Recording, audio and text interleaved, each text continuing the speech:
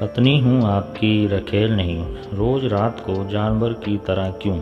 सुमिता, क्यों मार रहे हो मुझे? बच्चे देख रहे हैं। आखिर मेरी गलती क्या है जो हर रोज़ शाम को जानवर की तरह टूट पड़ते हो? पत्नी हूँ आपकी, अगर ये बच्चे नहीं होते तो मैं तो तेरे जैसे बेकार इंसान को छोड़कर कब का जा चुकी होती। खबरदार, अगर मुझ पर हाथ उठाया तो। बलविंदर नशे में चूर। क्या कहा तुमने? तुम मुझे छोड़कर जाएगी?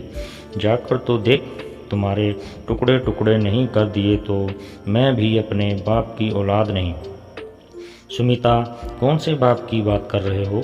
वही बाप जिसने तुम्हारी पत्नी पर बुरी नज़र रखी थी। अगर उस दिन बुआ जी नहीं आई होती तो शायद आज मेरी इज्जत लुट गई होती। सुमिता कांपते हुए अपने आंसू साफ करते हुए बोली, तुम्हें तो कुछ होश रहता नहीं, हमेशा नशे में चूर रहते हो। चाहे कोई पत्नी की इज्जत लूटे, चाहे बच्चों को कोई उठा कर ले जाए, तुम्हें किसी बात से कोई मतलब नहीं।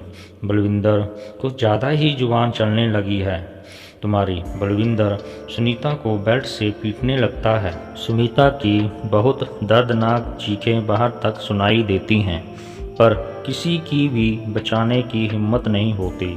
सभी जानते हैं कि ये तमाशा रोज़ होता है। इनके घर एक बार आए थे साथ में रहने वाले शर्मा जी सुनीता को बचाने, पर उस पर भी बलविंदर ने लाठी से हमला कर दिया था। उस दिन के बाद लोगों ने ध्यान देना बंद कर दिया। बेचारे सुनीता के पिता भी पटवारी थे, बहुत ही अरमानों से बेटी की शादी की थी। बलविंदर प्रॉपर्टी डीलर था, जमीन जायदाद सब कुछ था। सुमिता पढ़ी लिखी और बहुत ही खूबसूरत थी। अपने सपनों के राजकुमार के रूप में बलविंदर को देखा तो अपनी किस्मत पर नाज करती थी। बलविंदर सुमिता पर जान देता था, उसकी मन की हर ख्वाहिश को पूरा करता था। घर में ससुर, बलविंदर और सुमिता तीन लोग ही रहते थे। ससुर का व्यवहार शुरू से ही सुमिता को अजीब लगता था, पर बलविंदर समझा देता था कि तुम्हें वहम है, पापा ऐसे नहीं हैं। शादी के 1 साल बाद ही सुमिता के लड़का हुआ। बलविंदर पहले से ज़्यादा ख्याल रखने लगा था। सुमिता की बेटे में जान बसती थी।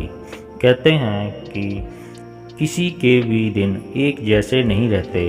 बलविंदर पहले से भी ज़्यादा पैसे कमाने लगा था, जिसके कारण उसको शराब पीना, जुआ खेलने की बुरी आदतें पड़ गई थी।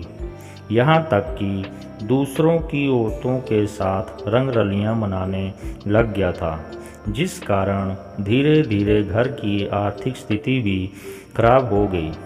बच्चे हाई फाई कॉन्वेंट स्कूल से गली के छोटे से स्कूल में आ गए थे। बलविंदर जुए में सब कुछ हारता जा रहा था। अभी तो घर भी कर्जे में हो गया था। हर दिन सुमिता को नशे में पीटना, गालियाँ देना रोज़ का काम हो गया था। 1 साल के बाद सुनीता के मना करने के बाद भी दूसरे बच्चे का जन्म हुआ, बेटी के रूप में। अपने बच्चों को भी मारता था, घर भी लेट आता था। सुमिता रात भर इंतज़ार करती रहती थी। पत्नी जो थी, पति कितना भी जुल्म कर ले फिर भी पत्नी धर्म तो पूरे मन से निभाती थी। सुमिता इस जिंदगी से तंग आ चुकी थी। उसके मन में कई बार आत्महत्या करने के विचार आया और तलाक देने के बारे में भी सोचती थी, पर जब अपने बच्चों की तरफ देखती तो उनको अपने सीने से लगा लेती, फिर अपना फैसला बदल लेती। ससुर भी गलत नज़र से देखता था। एक दिन तो सुमिता को अकेले देखकर उसके कमरे में चला गया और उसकी इज्जत लूटने की कोशिश करने लगा। सुमिता चिल्लाई, पर कोई भी सुमिता की मदद करने वाला नहीं था। सुमिता की बुआ सास घर अचानक आई। सुमिता गले लगकर रोने लगी। बलविंदर को बुआ ने कहा, अभी मेरी बहू यहाँ नहीं रहेगी, बलविंदर बुआ की इज्जत करता था, इसीलिए वह सुमिता और बच्चों को लेकर किराए के मकान पर रहने लगा। उसके स्वभाव में कोई बदलाव नहीं आया, पर सुमिता हिम्मत करके नौकरी करने लगी ताकि बच्चों को अच्छी शिक्षा दे सके। सुमिता सुबह चली जाती और शाम को लेट घर आती, पर बलविंदर को कोई फर्क नहीं पड़ा। एक दिन एक आदमी बलविंदर के घर आया और कहता, भाई कितना लोगे बीवी का एक रात देने का? जब निकलती है सज धज के तो क्या बताऊं, दिल करता है उठा ले जाऊं। बलविंदर के मन में आग लग गई और उस आदमी को मार मार कर हालत खराब कर दी और बोला, खबरदार मेरी पत्नी की तरफ गलत नज़र से देखा तो जान से मार दूंगा।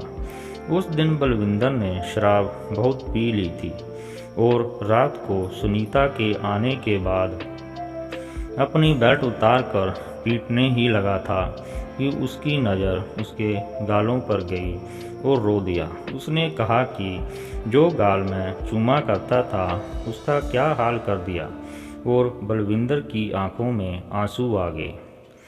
सुमिता को काम पर जाने से मना कर दिया और खुद काम पर जाने लगा।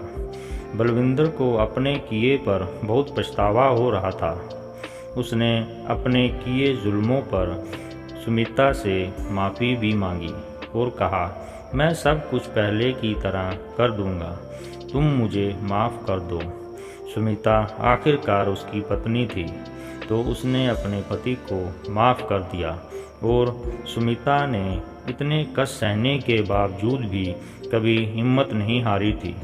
और आज फिर से सब कुछ ठीक होने के बाद सुमिता अपने परिवार के साथ खुशी से रहती है। दोस्तों, अगर आप हमारे चैनल पर नए हैं तो चैनल को सब्सक्राइब करना मत भूलना। मिलते हैं नेक्स्ट वीडियो में।